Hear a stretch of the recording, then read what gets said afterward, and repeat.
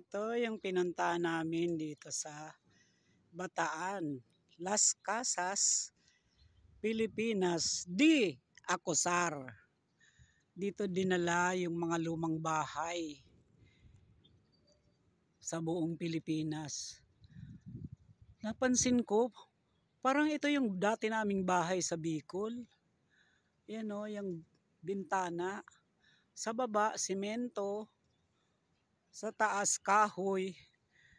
Kaya lang, yung pinakabubong namin noon ay anahaw. Kaya pag bumabagyo, talbog lahat yun, yung mga bubong na yun. Papalitan na naman. Pero yung buong kabahayan, buo siya. Baba, yung taas, buo siya.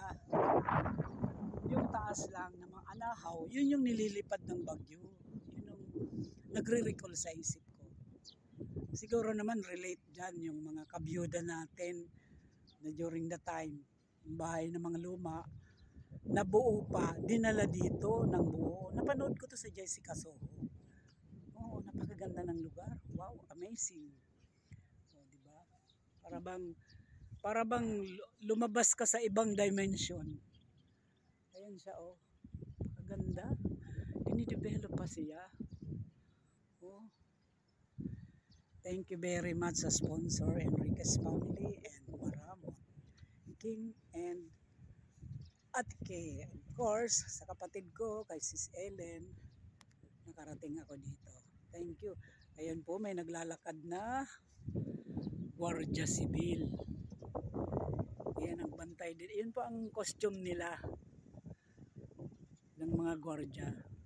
Para ka talagang nasa ibang panahon. Parang bumalik ka sa panahon ng giyera. Ayan, may bago na namang sasakyan. Okay, see you later guys. Yan lang po yung vlog natin for today's video. Thank you.